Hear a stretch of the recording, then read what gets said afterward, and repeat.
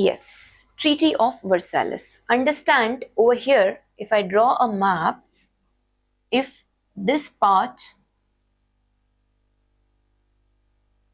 okay, if this part is Germany, here is your France area. There are two places in Germany. One is your Lorraine and one is your Alsace. Now it is said that initially these two territories had been a part of French Empire. But what happened when World War One occurred? It was not World War, it was in the unification of Italy. We saw that both the places had been taken by Germany, and these both had been your coal, iron ore producing areas. Now understand that this was very much required for industrialization of Germany. But when this Treaty of Versailles is signed, not only these two territorial areas of coal and iron ore deposits are returned to France, apart from this, it is said that Saar Valley, okay, Saar Valley or Saar region, it had been given under the control of League of Nations, right? And other territories, they were ceded to Belgium, Poland, is it clear, of Germany.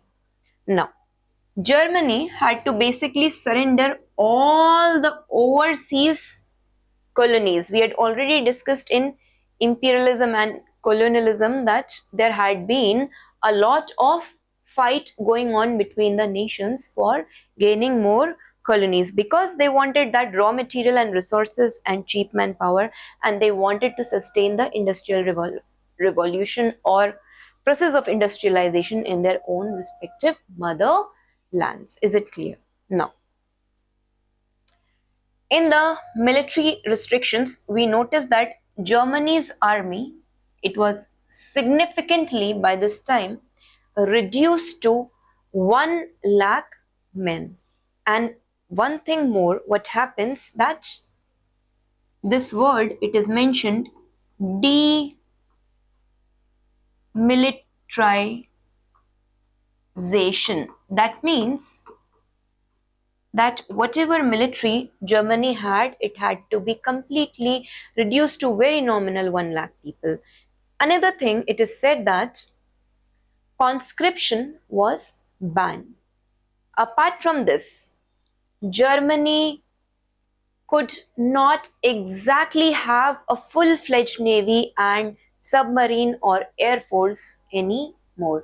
Now we had seen that there was, in the cause of World War One, that naval supremacy, to become a naval supremacy, was bone of contention between England and Germany. So this was also cut off. Apart from this, the war guilt clause 231 had been put on Germany, right? It had been said that whole sole responsibility of causing World War One had been put on the German population, and this made them feel very humiliated. You understood in the immediate cause what happened. I had already discussed that it was Archduke Ferdinand, right? He had he was of Austro-Hungarian monarchical empire, and he had visited to Bosnia, we had seen, right? And what happened that ultimately over there, one of the Serbian man, he comes and he murders Archduke Ferdinand and his wife. So ultimately what happens that uh, it's it's like they blame Serbia, right? Ultimatum is given to Serbia, and all of a sudden what happens? These people, they attack Serbia, and it is Germany which comes in support of these people, Austro-Hungarian Empire. This we had discussed, right? And who comes to help of Serbia? It is Russia, it is Britain, it is France. So the world gets divided into elite powers and the central powers. But the bone of contention immediately started with this immediate cause was because of Germany. Okay. Reparations. Germany was ordered to pay huge financial reparations to the elite powers, and definitely this is going to lead to crippling of its economy. And we had already discussed that Great Depression had been noticed. There had been long years of inflation, right? Now, because of all these, you can say because of all these clauses which were present in Treaty of Versailles, the consequences of this Treaty of Versailles or impact, it is seen that there has been very much resentment in the German population, and this had become a fertile ground for development of extremist ideologies such as Nazism, right? And we will see when a dictator named Hitler he comes to power, he ultimately tears the Treaty of Versailles. So understand that deep resentment and bitterness was amongst the German because of this treaty, and it created a fertile ground for the extremist movements such as of Nazi party. Apart from this, we had seen huge economic uh, instability. Yes, all these heavy reparations and economic burdens, they exacerbated the inflation, and what happened that ultimately instability. Another thing we notice over here is rise of Hitler. Now understand that Hitler had followed a policy of aggressive nationalism. And what does this mean, aggressive nationalism? First of all, you have love for your country, but with that own country's love you have hatred for other nations. This I will be discussing in this class of after this class of narcissism and fascism, right? What happens over here, and what happens when Hitler comes to power, he trains young youth of Germany and he forms a Nazi party, right? Where all the propaganda is spread that Germans ultimately had been a superior race, and the superior race had been very closely related to the Aryan race. Is it clear? So such propaganda will be spread in Germany, and this is going to lead among the people the rise of nationalistic sentiments, and ultimately they will choose Hitler as their leader. Okay, and you can say this rise of Hitler also as coming up of again dictatorship, right? And he is going to come by again 1922, coming up of dictatorship in Germany, right? Formation of League of Nations. Definitely League of Nations had been formed by that time so that in future any war which happen is prevented. And ultimately what happens that the treaty has also contributed to the dismantling of the empires. We had seen the other treaties, Treaty of Service, right? Treaty of Neuilly, right? So what happens that Austro-Hungarian Empire, it has been broken down. Ottoman Empire had been broken down, and there had been creation of new nation states in Eastern Europe. Is it clear? Yeah, we can say that this League of Nations, which I will be discussing in next class, the idea was in formation of this was in Vienna Congress 1815 AD, where they had decided about the concept of international relations. So what happened that the whole majorly allied powers, they came together and they decided that in order to prevent any war in the future, what they are going to do, they're going to form a whole body which is going to look after the welfare. Now, in order to provide global peacekeeping. Further, in the next session, I'll be discussing that how it was formed, what are its constituents, what is its relevance, and what has been its failures. And in World War II, we will notice on the lines of League of Nations, there is formation of United Nations, which is still existing today. And even UPSC has asked a question in this about the relevance of United Nations, the reforms which are required over here. Now understand, there has been a victory of nationalism, right? We had seen coming up of small nation states, Poland, Finland, Latvia, Lithuania, Czechoslovakia, all these were mentioned in the principles of self-determination. Is it clear?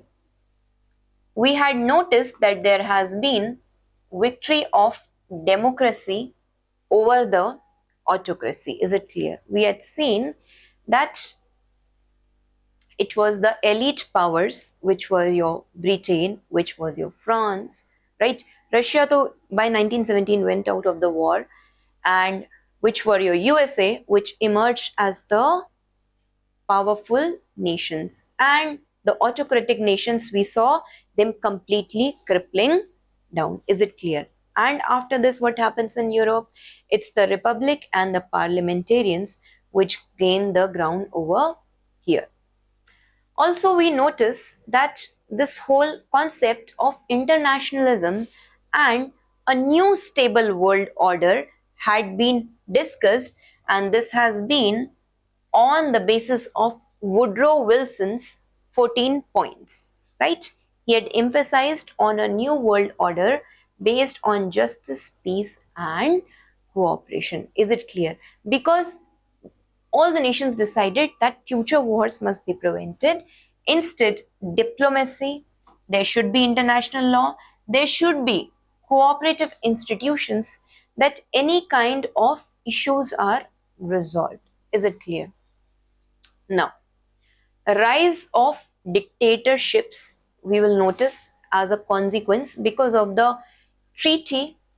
Over here, you will notice that in Germany, this dictatorship under Hitler, it rose due to Treaty of Versailles, right? But in Italy, it was not Treaty of Versailles. Italy was not very happy with the distribution of war booty among the allied nations. It is said that Italy was expecting more gains from this, more gains in terms of territories after the end of World War I. But both of them along felt humiliated along with the economic crisis which had been growing. So it was Mussolini in Italy who wants to regain the status of Italy as it was during the Renaissance period. And what happens that he forms a fascist party. And over here, fascist means, fascism comes from the word fascico, which means a bundle of sticks. And they talk about one state, one party rule. Is it clear? This we are going to notice in Italy. One state, one party rule. He says that the state is complete, but the individual is incomplete. Such ideas are developing in Italy and in Germany, right? Expansion of the colonial empires. Now, ultimately, what happens? Once the war has been done, the mandate system, it had placed the colonies of the defeated powers under these allied powers. Who were benefited from this war? It was mostly Britain and France. And what happens? They again reinforce their imperialism, right? But see the irony. They had been themselves fighting for democracy, but what they did in Asia and Africa is that they took away the freedom of the people. Instead, they propagated their own imperialistic interest, right? So definitely when Germany is going to see such a scenario, what is going to happen? Again, rise of Hitler and such. It is one of the major cause which is going to lead to development of World War II. Now, by the time class conflicts had intensified, capitalism had faced challenges from communism. Yes, we are going to notice this also. We will see that since in Russian Revolution I had discussed by 1917, Russia goes out of this world war, right? And under Lenin, they form a socialistic system or capitalistic form of government in Russia, right? Now, later in World War II, after the World War II, mostly we are going to see that Russians will try to spread this idea of communalism all throughout the world. And the elite powers this side of Europe, they will try to spread the whole process of democracy, whole process of market-based economy, whole process of capitalism. Is it clear? Now, very easily it is said that I have written here, there has been a direct link to the Second World War, nuts and bolts. It is said that Treaty of Versailles had humiliated Germany, which led to war guilt, reparations, and territorial losses. So Hitler, he had openly defied this treaty. He had rebuilt the army. He had invented new weapons. And you can write down, Hitler talked of remilitarization, right? He annexed the territories Rhineland, Austria, and Sudetenland. And finally, what is going to happen? That under Hitler's expansionist policies, his ambitious, aggressive nationalistic policy, what will happen? That Hitler will be wanting to capture Danzig port. Okay, this is a port which is present in Poland. We will study it in our World War II. This is the immediate cause of World War II, right? The aggression of Hitler's, it gets too much that ultimately he invades the Poland also. And in Poland, he demands that he wants this Danzig port. And by 1939, we see that it leads to coming up of World War II. Is it clear? And what will happen immediately? After this, Hitler is going to attack Poland. Other powers are going to support Poland. Again, we will notice the world will be divided into two major powers, right? And these were the consequences of First World War.